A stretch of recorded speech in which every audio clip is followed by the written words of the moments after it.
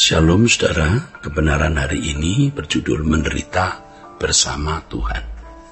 Setiap orang percaya yang ingin disempurnakan seperti Yesus harus mengalami apa yang Yesus alami. Jika diilustrasikan dengan perlombaan kelas dunia, maka seseorang yang hendak memenangkan perlombaan tersebut harus memiliki kualitas kelas dunia.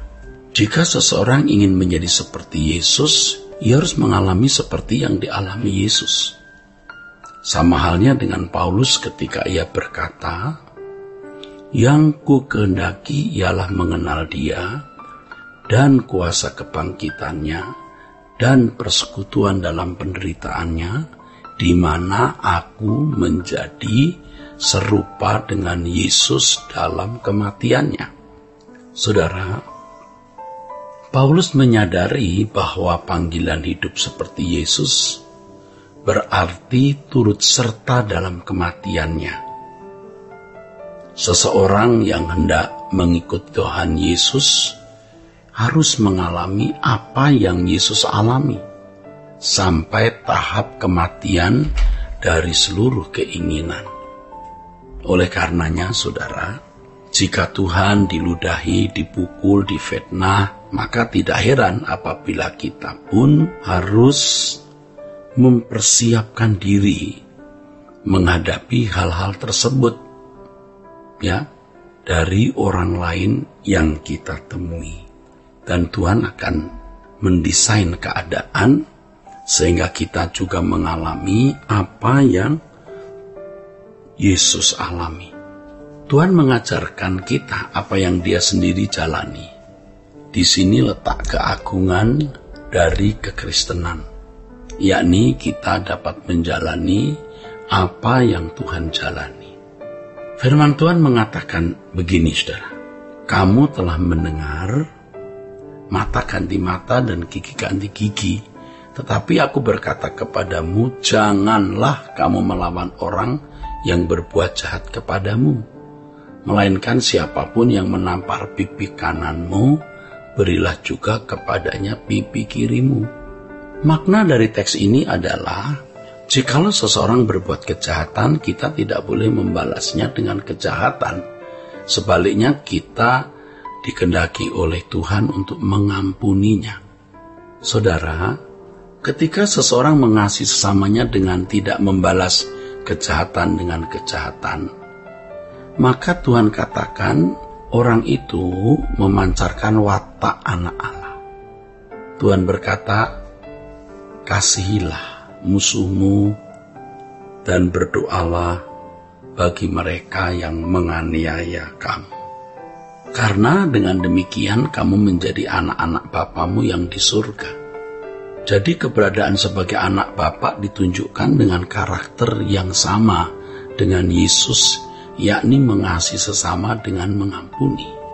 Akan tetapi suatu hal yang tidak dapat dibantah adalah mengampuni orang bukan saja bisa dilakukan oleh orang Kristen. Ya saudara, orang-orang yang beragama lain, misalnya filosofi suatu agama dari dataran Tiongkok, juga mengajarkan pengampunan, bahkan tidak membalas kejahatan musuh dengan kejahatan. Dalam agama kejawen atau kejawen juga terdapat filosofi serupa yang mengajarkan penganutnya untuk mengalah. Filosofinya adalah ngalah luhur wakasani, yang artinya mengalah untuk menang. Hal ini menunjukkan bahwa di luar Kristen terdapat banyak pandangan yang luhur. Oleh karenanya, kekristenan seharusnya memiliki kebenaran, saudara, yang lebih dari itu, karena kita memiliki standar untuk menjadi anak-anak Allah. Ironisnya, saudara, ya, faktanya tidak sedikit orang Kristen sulit mengampuni orang. Bahkan ada yang sengaja melukai, menyakiti, merusak nama baik orang, dan memfitnah. Sebab itu Tuhan berkata, kamu juga harus mengampuni. Tuhan menunjukkan ini kepada orang percaya sebagai hal yang harus diperjuangkan dengan sungguh. Tuhan tidak membuat seseorang dapat mengasihi atau mengampuni. Seakan-akan ketika menerima Tuhan Yesus, seorang percaya langsung bisa mengasihi orang lain karena hatinya diubah oleh Tuhan secara mistis. Tidak begitu, saudara. Kitanya yang harus berusaha dengan sungguh-sungguh untuk mengasihi setiap orang, baik yang berpihak atau berlawanan dengan kita. Bagi mereka yang berlawanan dengan kita, hendaknya kita mampu mengampuni mereka, mengampuni dengan tulus ya. Hal ini kita lakukan karena kesadaran kita sebagai anak-anak Allah yang memang harus mencerminkan pribadi Bapa kita. Jika kita tidak mengampuni orang lain, kita akhirnya tidak berkeadaan sebagai anak. Dengan demikian, berkualitas seperti Yesus adalah sebuah kemutlakan. Kita harus bersedia mengalami apa yang dialami oleh Tuhan Yesus. Mengalami apa yang dialami Tuhan Yesus berarti, saudara, kita bersedia masuk dalam penderitaan untuk menjadi serupa dengan Yesus. Paulus di dalam tulisannya itu, dia menulis demikian, saudara.